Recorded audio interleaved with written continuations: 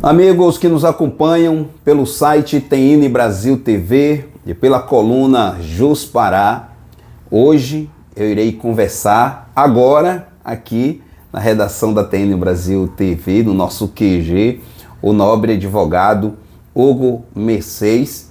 Ele é candidato ao 5º Constitucional, está na lista, né, do 10ª ou na lista dos 12.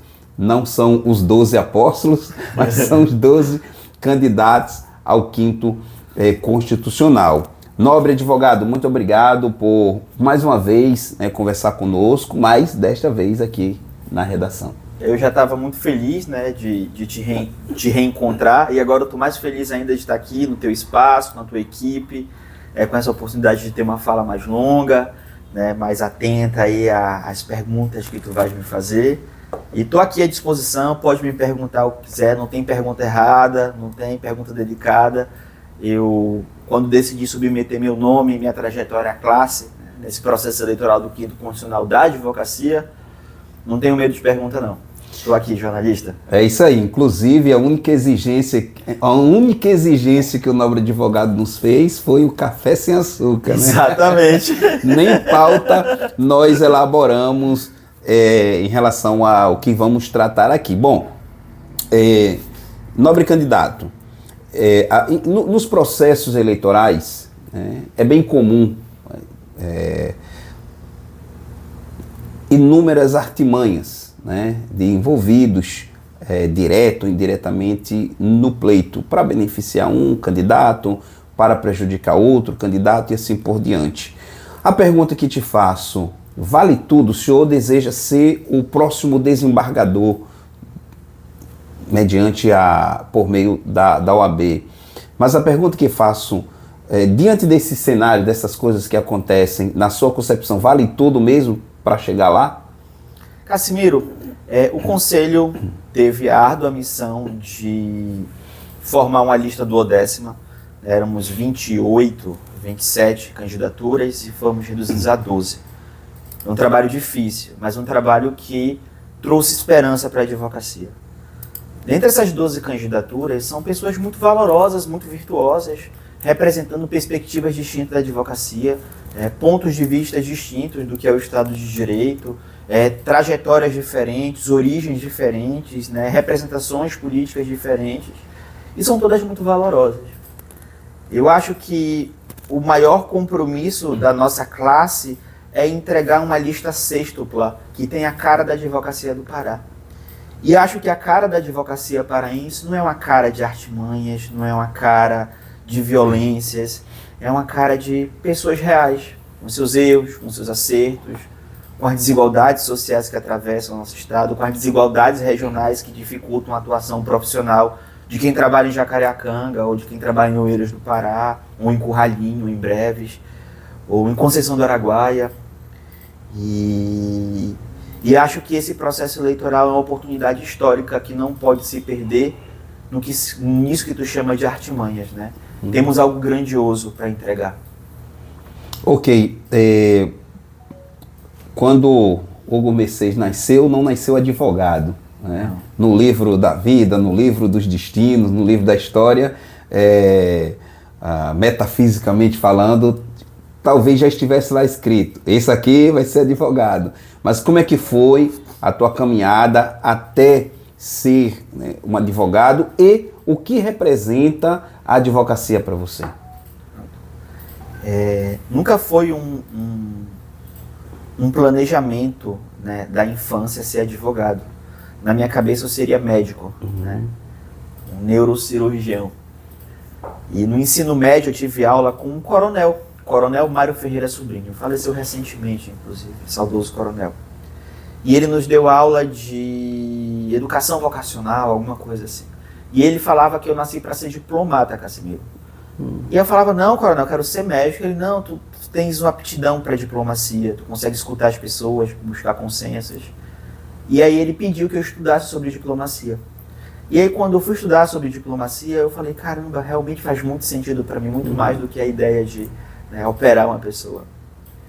E aí eu fui e estudei as possibilidades do ingresso na carreira de diplomata e vi que a advocacia, né, o direito, na verdade, o bacharelado em direito seria um caminho importante para isso.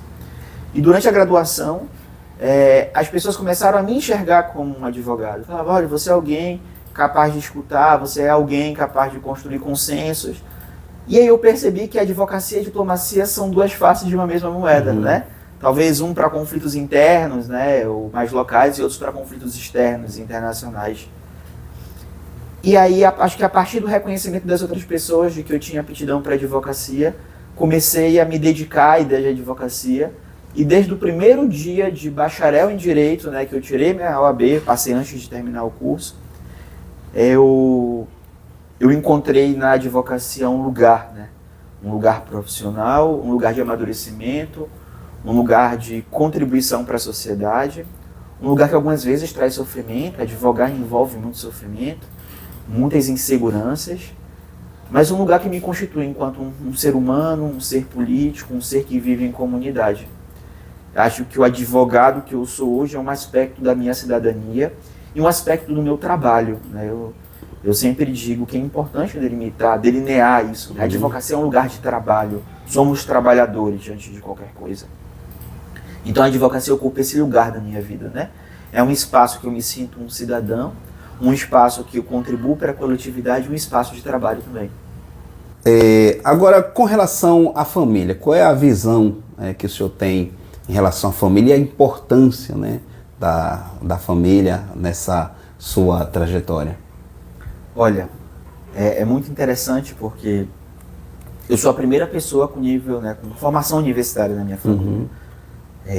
E depois de mim, meus irmãos, né, nossa família hoje é meu pai, minha mãe, né, pai e mãinha, na verdade, né, pai e mãinha, minha irmã, meu irmão, o marido da minha irmã, a noiva do meu irmão e o meu sobrinho, né, de 3 anos, o Caetano, e agora 2 cachorros. Essa é a minha família, essa é a minha família. E foi uma novidade para a família, meu ingresso na universidade, né, então não tínhamos muita referência do que seria, né. Mas assim, quando eu me formei, eu lembro que o meu anseio era oferecer uma vida melhor para os meus pais, né, e para os meus irmãos. Então, acho que o grande sonho do pobre é poder trabalhar e dar uma casa para os pais, e depois pensar na sua casa, né? Não foi diferente para mim, né? Meus pais a minha família toda foi um suporte muito importante na minha vida, um suporte muito emocional, até porque na advocacia, eventualmente, a gente passa por momentos muito densos emocionalmente, que podem beirar o que seria uma depressão, um quadro ansioso, e nesse momento essa rede de apoio é fundamental, né? Então, eu tenho um convívio profundo com a minha família, estruturante, né, cotidiano. Inclusive, para que eu pudesse, né, me candidatar nesse processo eleitoral, né, eu peço licença à minha família, né, que num primeiro momento nem sabia bem o que significava e agora estão acompanhando tudo, querem saber onde eu estou, entendem a minha ausência, estão me ajudando com meus cachorros, inclusive. E então nós temos uma relação assim muito estruturante, né? Eu só sou quem eu sou por conta da minha família. E é uma família de pessoas simples, é uma família de trabalhadoras, de trabalhadores, e que agora a nossa geração está ascendendo na classe média por conta da formação no ensino superior. E é isso. O senhor é um homem negro. Sim. Eu também sou negro. Eu sempre digo o seguinte, não é mimimi. Existe uma realidade, uma estrutura que só nós sabemos o que é, como elas se manifestam e, sem dúvida alguma, nós descobrimos na prática formas de lidar com essas estruturas, superar e fazer da nossa contribuição para que o racismo, o preconceito e etc. seja minimizado, superado, enfim. Fala um pouco sobre essa pauta. Falar dessa pauta é falar, na verdade, de um cotidiano, né? É de um cotidiano que a gente não escolhe quando a gente vai passar. Tem um ponto importante que existe um momento da vida que a gente não tem uma compreensão de que existe um motivo para as coisas serem mais difíceis para a gente. E a gente nunca pensa na questão racial. Eu sou um negro de pele clara, né? E é muito fácil eu fingir que não sou negro, ainda que seja só para minha cabeça, porque para os outros a gente não consegue fingir. E quando eu tomei compreensão de que o racismo era um dos principais motivos que atravessavam a minha vida e faziam tudo ser mais difícil, foi que eu entendi que eu não tinha como me apartar do debate da racialidade, incidente no âmbito profissional, inclusive. Cassimiro, quanto mais a gente avança nos estratos de poder, mais a pele das pessoas vai ficando clara. Por mais que nós estejamos em Belém, que é a cidade, depois de Salvador, com mais pessoas negras no Brasil. Quanto mais a gente ascende politicamente ou economicamente, mais as pessoas vão ficando brancas. É impressionante isso.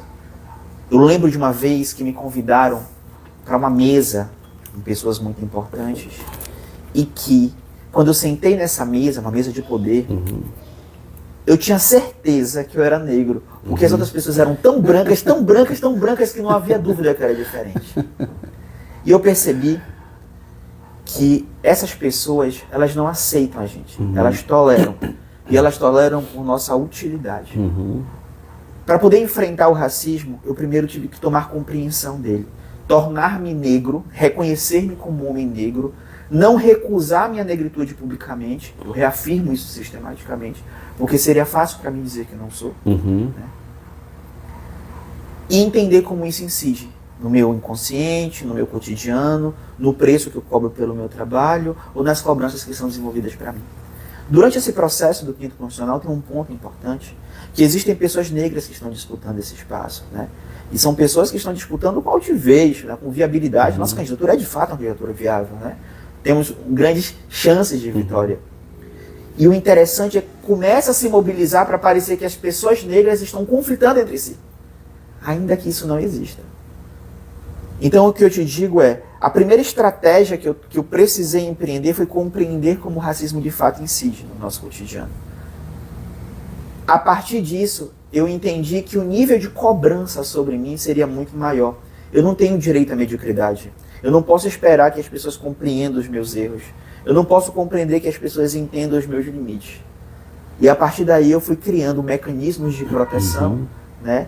E de fortalecimento, porque também não tenho o direito de ser fraco, para poder lidar com o cotidiano. Especialmente o cotidiano difícil, que é a advocacia, especialmente o cotidiano elitista, que é o sistema de justiça, especialmente um cotidiano que envolve a disputa do argumento da autoridade ou da autoridade do argumento. Legal.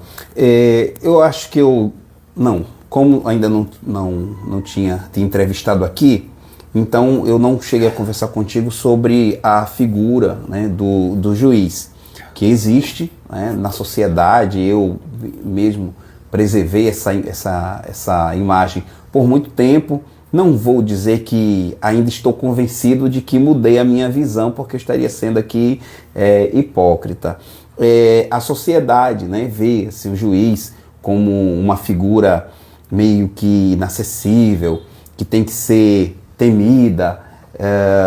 Por outro lado, também encontramos advogados com constantes reclamações acerca do comportamento de muitos magistrados, em não respeitar as prerrogativas, em mostrar de alguma forma que é realmente diferente, que é realmente maior ou mais importante nesse cenário todo. E aí a sociedade que não tem certas vivências também tem essa imagem. Então, é claro que o juiz tem mais cuidados em razão, né, de uma série de elementos que está à sua volta.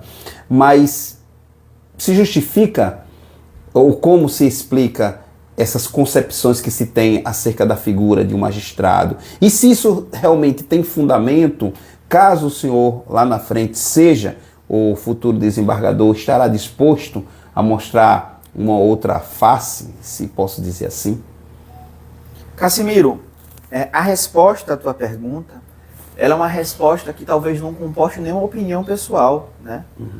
Um magistrado ou uma magistrada é um servidor público, como absolutamente qualquer outro servidor público, com um nível de responsabilidade associado ao seu cargo e com um absoluto dever de transparência naquilo que faz.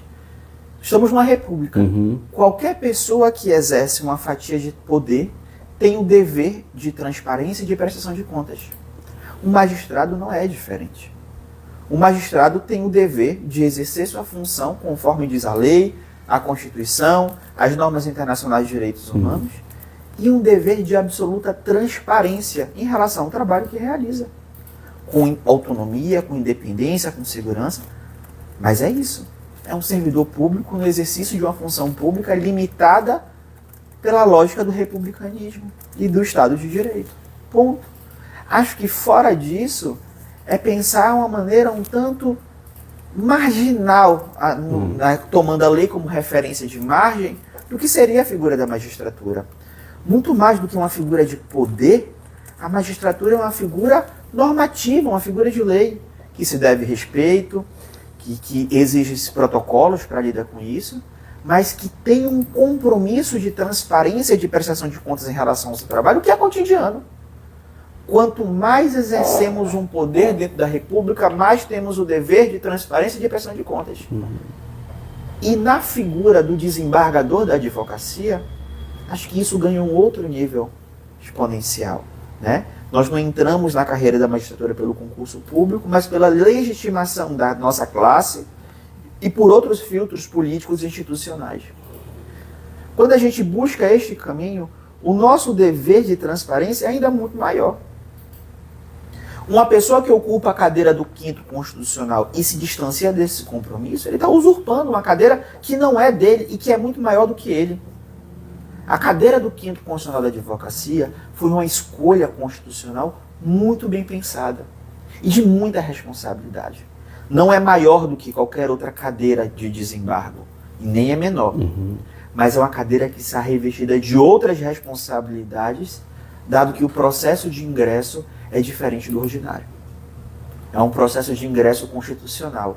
E todas as vezes que nós falamos de constitucionalidade, nós falamos de um espaço onde a lei e a política, com P maiúsculo, se comunicam. Então, se um desembargador, por ser servidor público, já tem um dever de transparência com o seu trabalho, um desembargador da advocacia tem um dever ainda maior. Ok. Um outro ponto que constantemente é levantado pela sociedade e na internet a gente vê o tempo todo, né, esse rebuliço, o entendimento de que no Brasil não existe justiça. Quando falamos não existe justiça, é claro que de imediato vem a figura do juiz, porque ele é quem julga, né, dá a sentença e etc. Existe justiça? O senhor acredita na justiça? Aqui eu estou só te apertando não, sem abraçar, tá? Tá certo, tá certo. Ainda bem que o café tá bom. Só pelo fato de fazermos críticas à justiça, ela já existe. Né? E aí eu vou fazer um recorte aqui etimológico, né? Eu separo muito a ideia de justiça e a ideia de poder judiciário. Justiça é o somatório do esforço institucional do Poder Judiciário, da Advocacia e do Ministério Público. Aí nós temos justiça para o Estado de Direito. Poder Judiciário não é justiça. Poder Judiciário é uma instituição que faz parte da composição para chegar à justiça. Nós temos nos últimos anos, e saiu uma matéria recente sobre isso, um aumento da judicialização de vários aspectos da vida da sociedade. Empresas, pessoas, governo, terceiro setor. Te interrompendo, cerca de 80 milhões de processos. Exatamente. Isso significa que a sociedade acredita na existência de justiça. O que nós temos que discutir é como alinhar as expectativas e as necessidades da sociedade em relação às respostas no sistema de justiça. E quanto mais estivermos alinhados em relação à expectativa, à segurança, à previsibilidade, à coerência, à integridade, mais teremos uma sensação de justiça. Então, Cassiano, sim, temos justiça. Nossa sociedade acredita na justiça. Nossa sociedade devota a expectativa na justiça e nossa sociedade critica a justiça que entregamos. Eu, enquanto parte dessa sociedade, acredito na justiça. Eu acredito nas respostas das instituições e sou um defensor das institucionalidades. E aí quero te dizer, por exemplo, que quando houve os ataques às instituições republicanas do Brasil, acho que alguns anos atrás, eu fui o primeiro escritório que publicamente fez uma defesa das instituições, aqui não está falando de direita ou de esquerda, estou falando de republicanismo, de Constituição, de instituições. Né? Até para que as divergências políticas possam acontecer, a gente precisa disso. E Cassiano, me diga uma coisa. Que a gente, dentro do sistema de justiça... Tassiano. Cassiano, desculpe. Tassiano Cassimiro, chama Cassimiro. Cassimiro, desculpa. Aí eu misturei os dois. Ele corta. Que instituição que mais tem tráfego dentro das divergências que não é a advocacia? E aí volta ao ponto das prerrogativas. Quanto mais fortalecido for as prerrogativas da advocacia, mais teremos possibilidades de divergência dentro do Estado de Direito. Né? E aí, nesse sentido, eu posso falar com muita tranquilidade, diria até que com lugar de fala, que a minha militância institucional na OAB é uma militância devotada à proteção e fortalecimento das prerrogativas da advocacia. E aí posso te dizer dos projetos de lei que articulei para que fossem aprovados nas câmaras municipais de vários estados, na Assembleia Legislativa, no Congresso Nacional, as incidências de processos que eu fiz enquanto procurador de prerrogativas para proteger os honorários da advocacia. Posso dizer para ti que dentre os candidatos que disputam hoje o Conjunto Constitucional, eu fui o único que tirei um advogado da prisão por ter sido preso ilegalmente no exercício da advocacia. Então, quando tu me faz essa pergunta sobre acreditar na justiça e prerrogativa da advocacia, eu digo que são duas faces da mesma moeda. Né? Nós acreditamos na justiça como resposta, como solução, né, ou entrega de um esforço do Ministério Público, do Poder Judiciário e da Advocacia, e entendemos que quanto mais forem fortalecidas as prerrogativas da advocacia, mais condições temos de construir divergências no âmbito da nossa própria sociedade. Divergências seguras e que vão alimentar o crescimento das nossas instituições.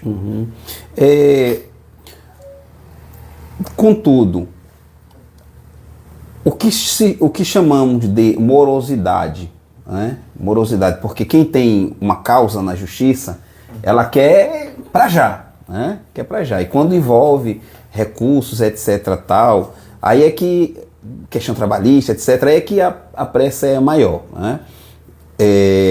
Mas também não se pode, né, exigir que haja velocidade, né, além do limite, para não se cometer injustiças. Mas independente desses pontos aqui que eu citei, existe uma ideia de morosidade. Inclusive até conversava com a advogada Ellen Martins e falamos sobre essa questão, né, da morosidade, que inclusive tem uma comissão que, né, na OAB que trata sobre essa questão. A morosidade, ela termina contribuindo para que as pessoas tenham uma visão equivocada ou perto da verdade em relação à justiça? Acho que a morosidade não é uma ideia, a morosidade é uma realidade que atravessa a nossa instituição, né? O nosso sistema de justiça. E acho que qualquer pessoa minimamente comprometida em debater as melhorias dentro da prestação jurisdicional não pode fugir desse tema. Né? Então, primeiro, não é uma sensação, é uma realidade. O próprio CNJ reconhece que um processo parado por mais de 120 dias injustificadamente, se presume a injustificada morosidade dele. E essa é uma realidade dos tribunais brasileiros. Né? Aqui no estado do Pará, ou no Rio Grande do Sul, ou no Sudeste. Então temos um problema para encarar. E é um problema que envolve, inclusive, política judiciária. Não envolve só a alteração do Código de Processo Civil. Envolve um debate, por exemplo, de remanejamento de orçamento. Envolve um debate, por exemplo, de observância aos precedentes dos tribunais superiores.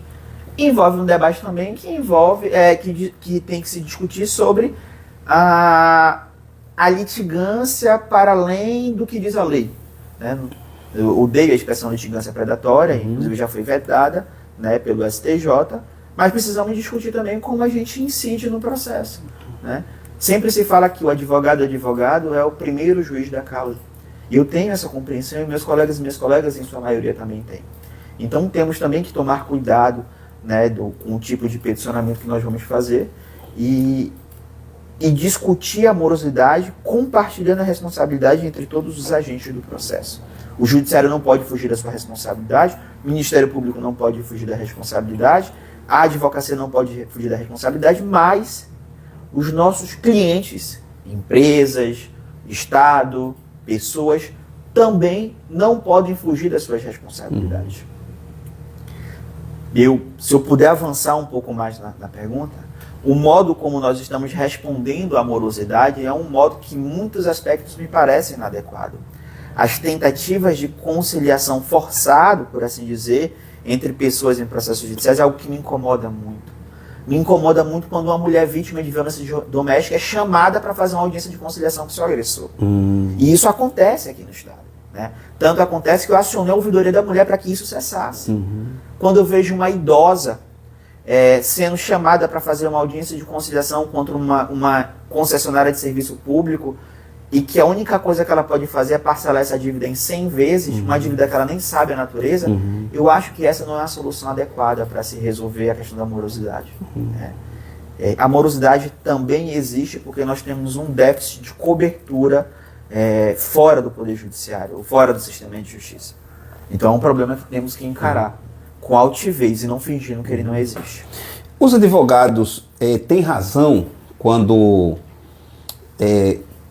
apertam a tecla com certa constância, inclusive o dedo de alguns deve estar até já dolorido, a mão de tanto apertar no botão das prerrogativas. As prerrogativas não estão sendo respeitadas, os advogados não estão sendo respeitados. Em delegacias, por exemplo, e quando é mulher, principalmente, os advogados têm razão mesmo quando reclamam acerca de que suas prerrogativas não estão sendo respeitadas, ou é porque o advogado quer reclamar mesmo?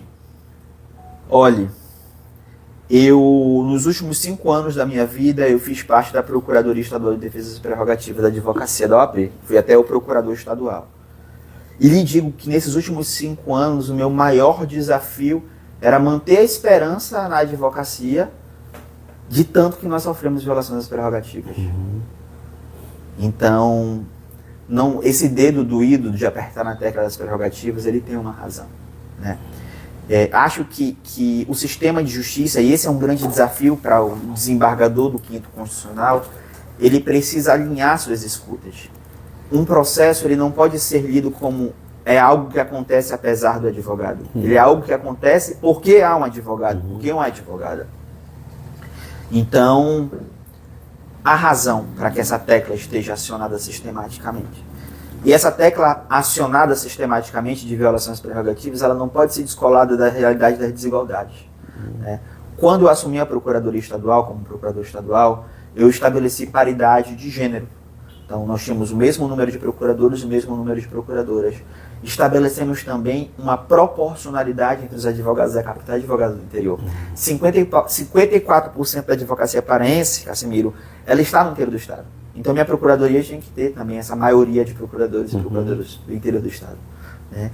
E a nossa procuradoria não se furtava aos debates que envolviam violações das prerrogativas com base em desigualdade de gênero e desigualdade racial. Então, todos esses filtros foram observados. Esse é um dos grandes desafios do desembargador da advocacia. É alguém que tem uma história de defesa das prerrogativas da advocacia, que quando incidiu em espaços de poder foi capaz de fazer melhorias pelas prerrogativas da advocacia, para que possa, a partir do que já fez, ou dos espaços que já ocupou e fez pelas prerrogativas nesse espaço que ocupou, pode entregar, dentro do desembargo, um canal de construção de consensos. E aí que me permite falar algo que é uma das propostas da nossa campanha. Existe hoje o protocolo de julgamento com perspectiva de raça, que eu inclusive fui um dos autores, né, está documentado no CNJ, é o meu nome nisso. O protocolo de julgamento com perspectiva de gênero, e eu quero criar um protocolo de julgamento com observância às prerrogativas da advocacia. Porque acho que a gente precisa internalizar isso como uma boa prática no âmbito do Conselho Nacional de Justiça. E por que não começar aqui no TJ Pará? Legal.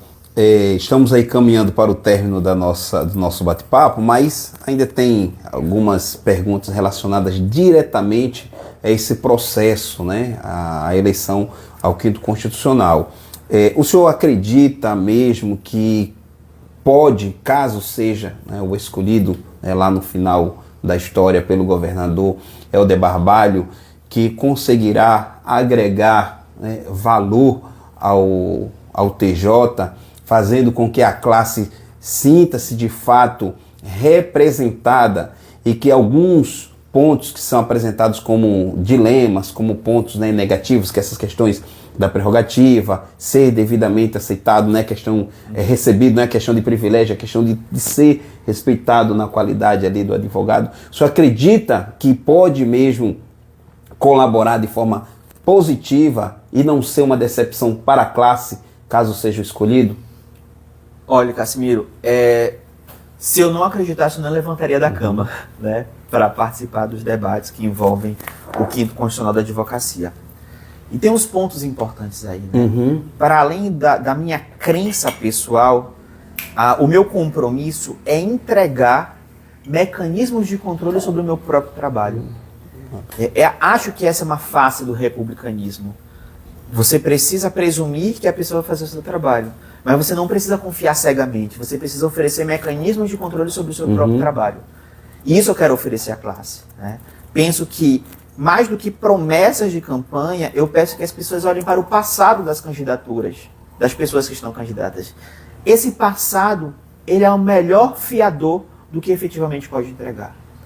Quando eu incidi em espaços de poder, apresentei projetos de lei de fortalecimento das prerrogativas da mulher advogada, da jovem advocacia, nos municípios que pude, aqui no estado do Pará, no Congresso Nacional. Quando procurador estadual, ajuizei uma série de ações em defesa das prerrogativas da advocacia, intervi como amicus curiae por conta de aviltamento de honorários, acompanhei advogados em audiências difíceis no qual tinha indícios de violações prerrogativas. Então eu tenho um histórico que pode testemunhar pelo que eu fiz. A partir disso, e a partir da minha capacidade de escuta à advocacia, eu sim me sinto pronto para ocupar este lugar de tamanha responsabilidade, em um lugar, Cassimiro, que não é meu, é da advocacia. Ok.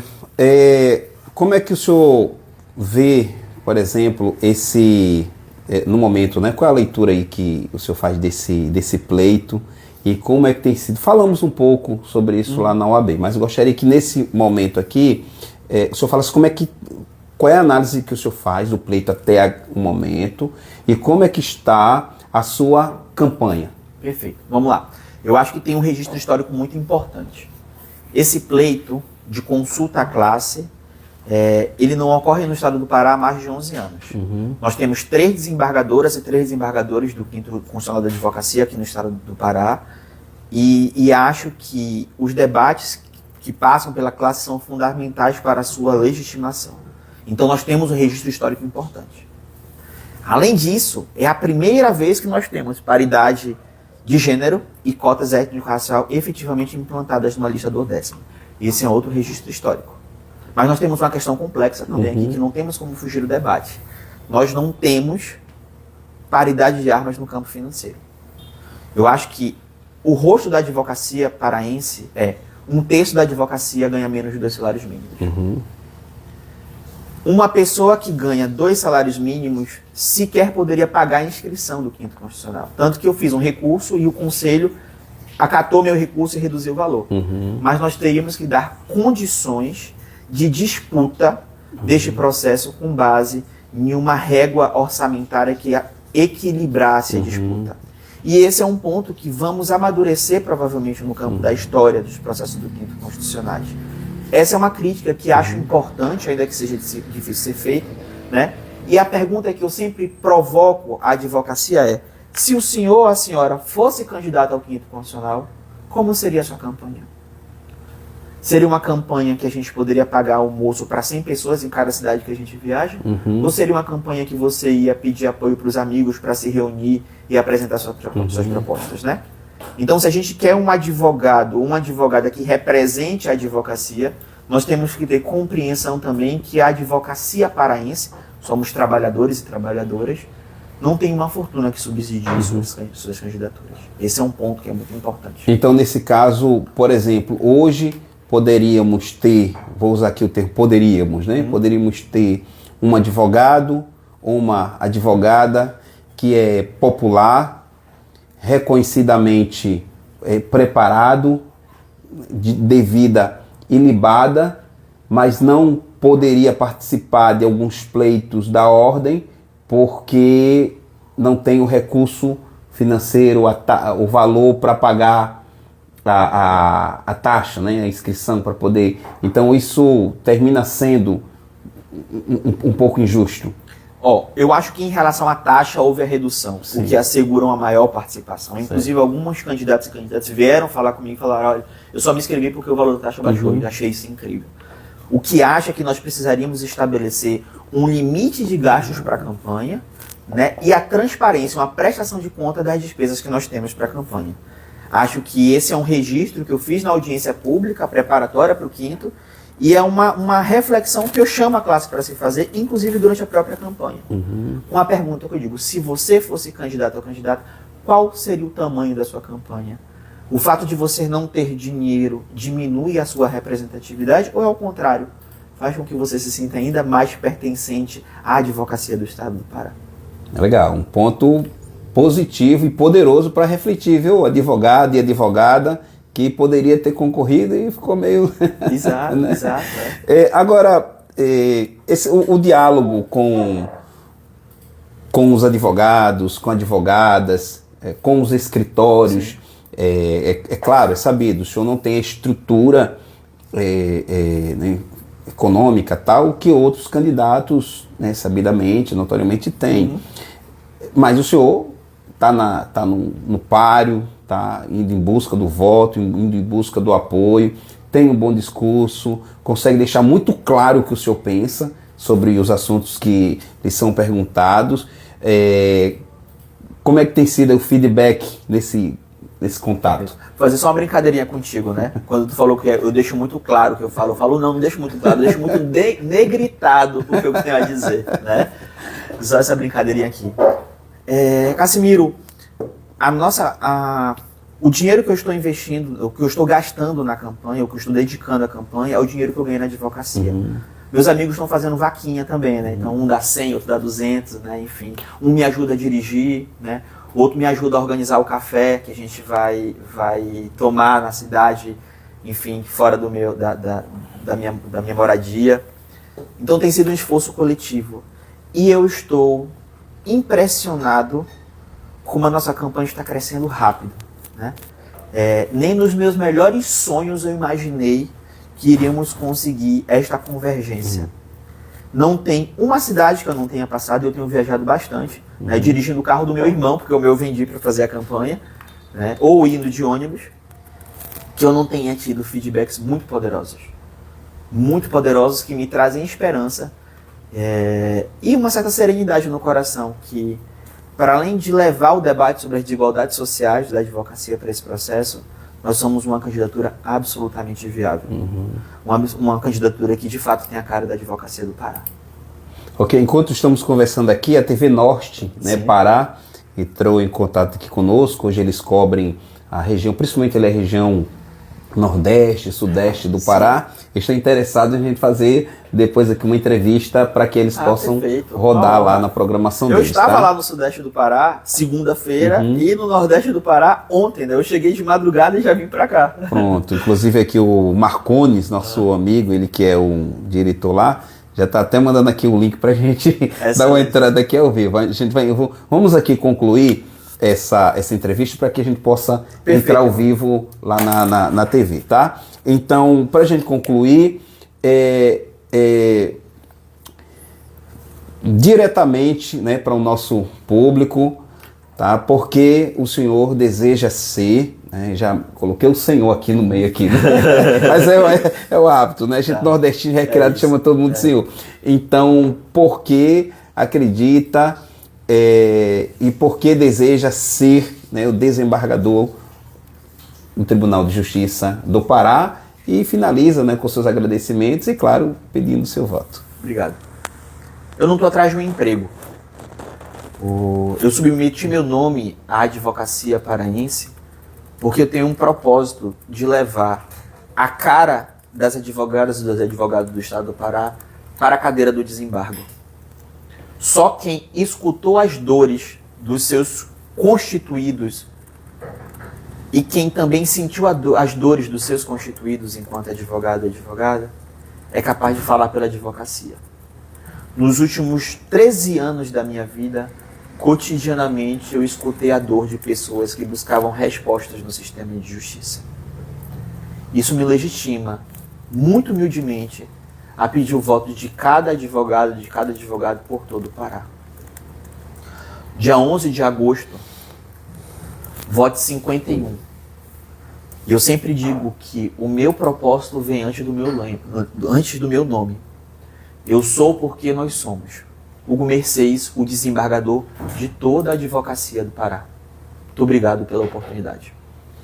Então é isso aí, conversamos com o advogado Hugo Mercês, candidato ao 5º Constitucional, e agora nós iremos entrar ao vivo na TV Norte, tá, Pará, para falar um pouco sobre a questão, né, do 5º Constitucional, alcançando outro público, alcançando também outras pessoas que precisam entender a importância desse pleito, tá bom? Excelente, então, obrigado. Gente, um grande abraço, nobre advogado. Obrigado. Prazer. Obrigado, viu? Uma satisfação. Tá bom? Ok. De nordestino para nordestino. É isso aí. Tchau.